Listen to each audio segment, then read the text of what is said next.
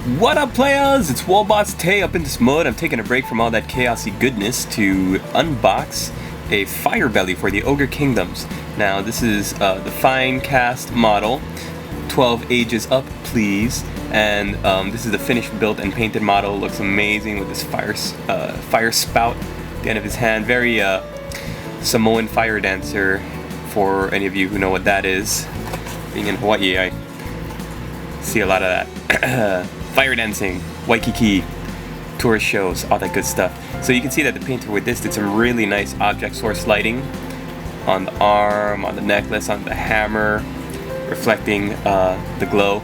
And I really want to try doing that. I'm still working on it, so I might not attempt it for a while. But I might just do the tutorial straight and paint it up to completion and then do like a follow-up video on the OSL, as we call it. So let's get started. We open up the plastic package that it comes in, and we see that it comes in 3 pieces. First of all, you get the base, square 40 millimeter base. Then it comes in 3 pieces, the body and the 2 frames. Let's take a look at the body first. Rocky's in the house tonight. So, a lot of flash. Fine cast. I hate mold lines. Fine cast. Shake my fist. Oh, mold line. Fine cast. Oh, right down the leg. More flash. Like, look at this under the medallion connected to the torso. That is gonna suck. There's another one there under that part of the necklace. Oh my gosh, air bubbles. Just casting bloopers. Sad. This makes me sad. Yep, air bubbles on the chest too. Right under, or right alongside the necklace, and that's gonna. Oh my!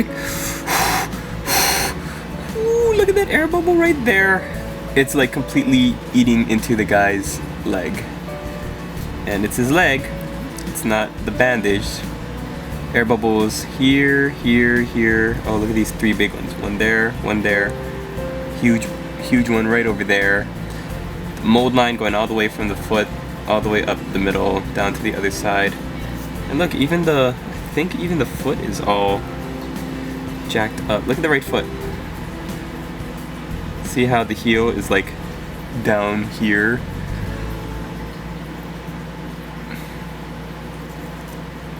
But then you look at it from this side, and it is the correct height. Oh, man. Man, oh man.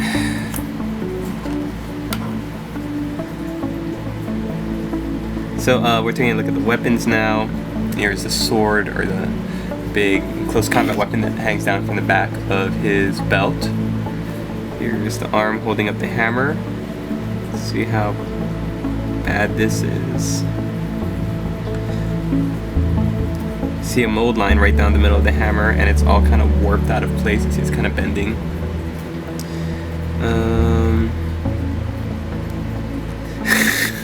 I just thought that this hammer is pretty funny because when you look at it, it looks like just a bunch of air bubbles. I'm not sure if they're built like that or not. Let's take a look.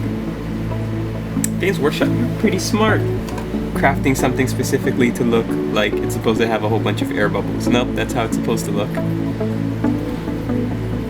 Just like, look at that. It looks like air bubbles, but I guess that's what it's supposed to look like. Whew, man, this is gonna suck putting together. Here's a flame spout, the hand in the flame spout, and the gut plate. Let's take a look at the gut plate. I like this cool like fire beetle kind of head with the crystal.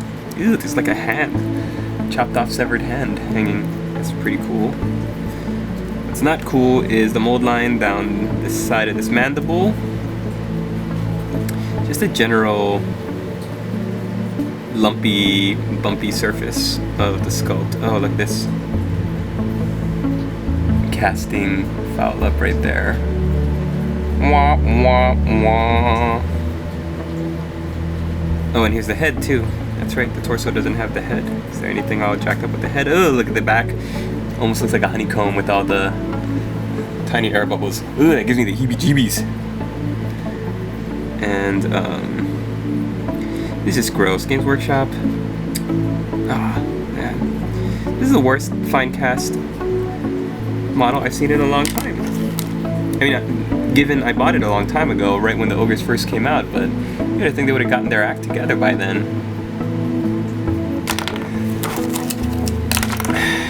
Alright, I'm gonna put this together. See you in a little bit.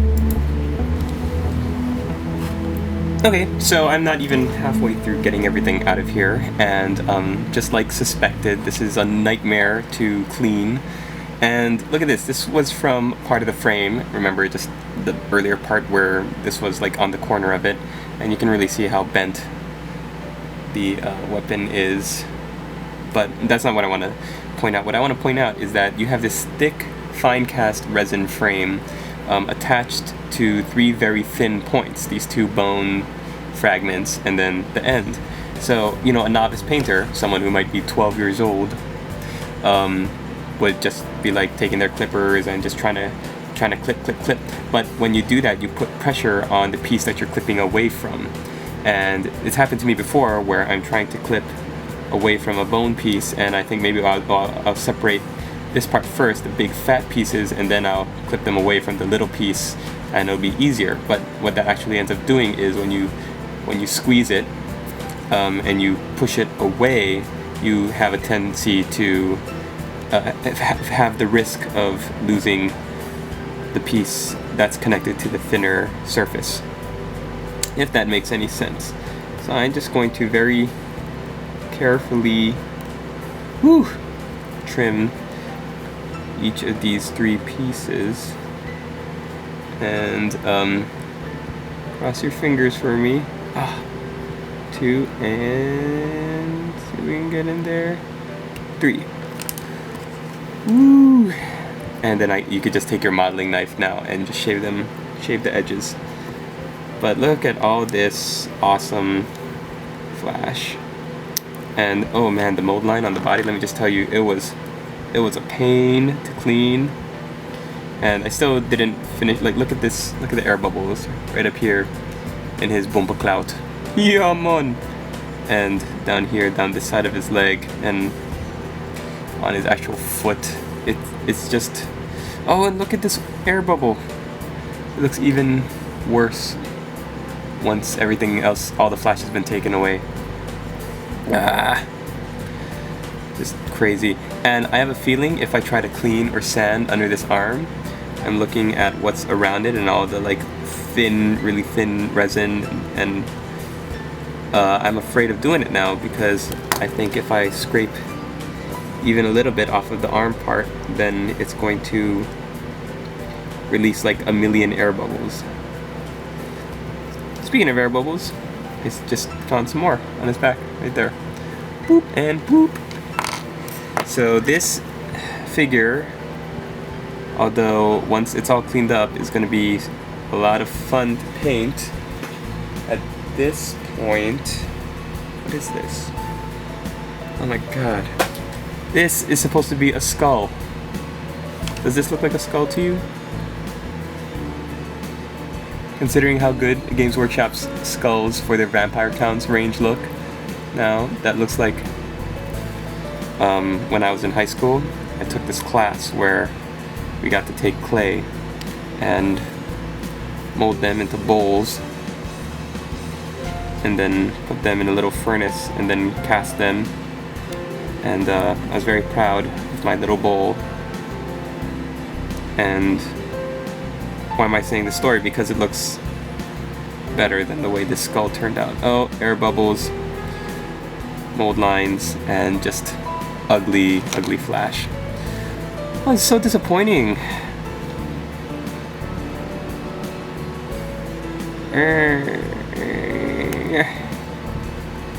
It breaks my heart because now people are gonna have to pay the ridiculous marked up prices for this model and find cast models like this.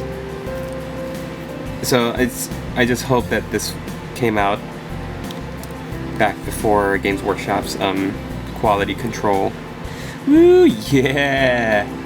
Really put a lid on the crazy amount of low quality stuff that goes out. Okay, enough of my ranting. I'm gonna keep working and then I'll come back once this baby's all glued up.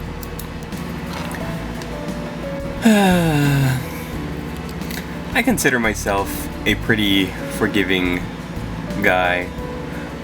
Like, I see this hammer all bent out of shape and I think, you know, maybe I can hold it under some hot water, or maybe I can just leave it and do a good paint job and nobody will notice it, or maybe I'll just try to gently hold it in place until it sort of sets into a less obnoxious angle. But when I can't even dry fit the head and the arm the way it's supposed to be, then it's kind of ridiculous. I mean, look, here's the hole in the neck, here's the nub, or here's where the nub should be if it wasn't all fine casted away. So the head is supposed to fit in here, right? Yeah, good. Perfect dry fit. Alright, well, I'm not gonna say perfect. Far from perfect, but I mean, like, you can see where that seam is supposed to be. Here in the arm, there's the nub again, gaping air hole, air bubble, and here's the slot where it's supposed to go. Fit the arm in the slot. Yeah, okay, I can see where that's supposed to fit. But notice how when the arm is in the slot, the head nub no longer fits into the next slot.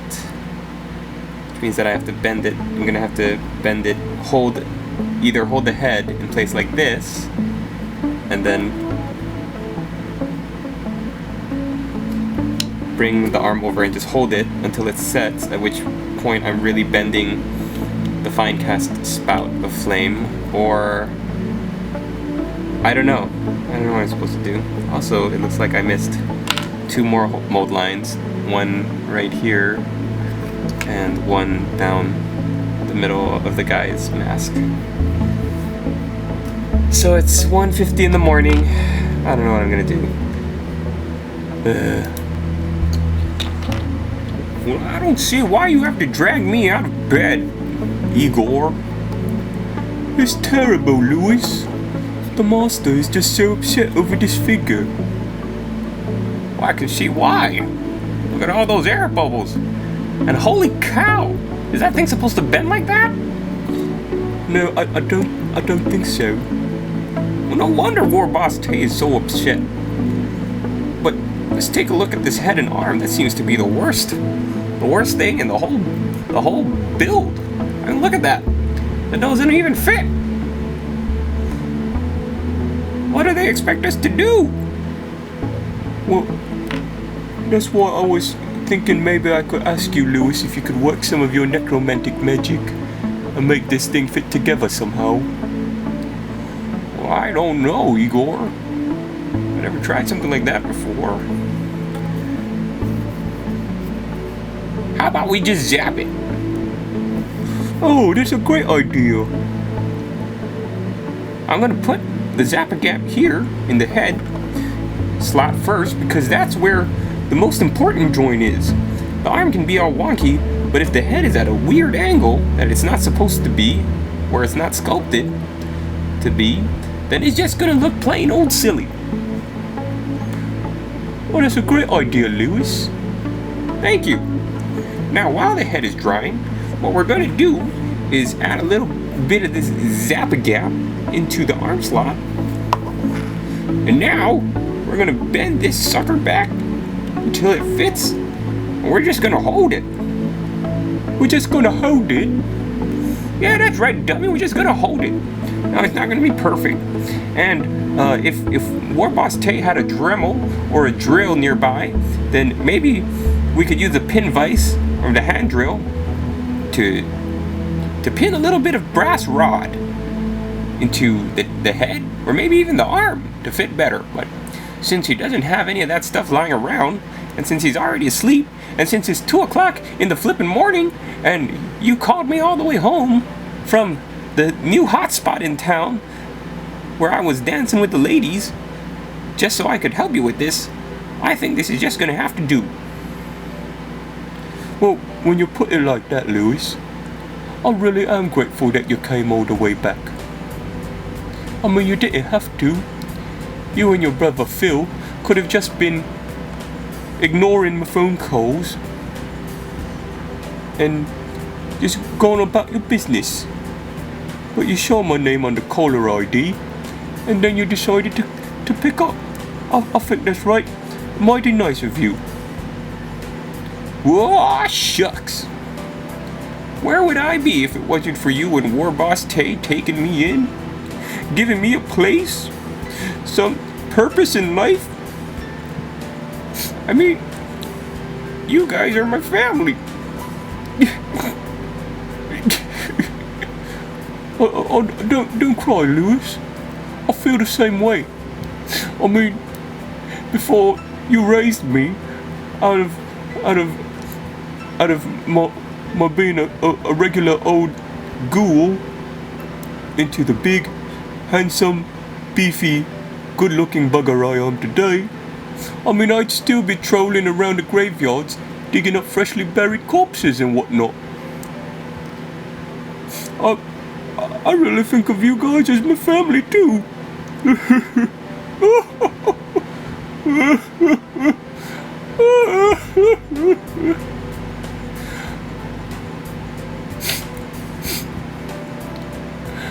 Well, let's pull ourselves together before that Jamaican orc comes by. Let's just finish holding this thing together for a couple more seconds, and then we'll just leave it here on the table as a surprise for War Boss Tay in the morning. I think that's a great idea, Lewis. In fact, I think it's such a great idea that I think it's the best idea that's ever happened in the history of all ideas ever. Now what you might want to do is tell War Boss Tay that he's going to take some liquid green stuff and fill in that unsightly neck seam. Oh yeah, that is rather ugly. But why don't we just adjust it a little more and cover it? Because, dummy, you can't see it from this angle, but if we bend the head any more into what it's originally supposed to be situated at, then the arm is going to get all bent out of shape because there's not enough material in this part of the flame spout here. Well, whatever would they sculpt something like this? It makes absolutely no sense. That's what I'm telling you. Fine cast doesn't make any sense at all. Well, thank goodness we sculpted out of good old-fashioned plastic. Yes, thank goodness for that. Well, alright, I think it's pretty set now. I'm just going to leave it here, and in the morning, I'm going to just wake up War Boss Tay and tell him that maybe it was some, I don't know, some elves or something. Alright. I'm going back to the club then. Goodbye. Do do do do do do do do do do do do do. Big Or, what the hell are you doing? I'm singing the morning music so the audience knows that it's been a transition between nighttime and daytime. Well, stop it! You're creeping me out. War Boss Tay! Good morning, Lewis. Look what we have for you. Holy cow! What the what? His head and his arm, they're on. And they seem other than this unsightly gap, which can be easily filled with liquid green stuff, to be fitting correctly. This is amazing. We thought you might like it. Yeah, I was the one that suggested it. I used my magical powers to zap it in place. You mean you used my zap gap? Same thing! Well, boys, thank you very much. This is really fantastic. Really great. I'm really happy that I have you guys around to get my back anytime that I'm feeling depressed or, you know, disappointed with the way that these models are turning out. I know that I can always depend on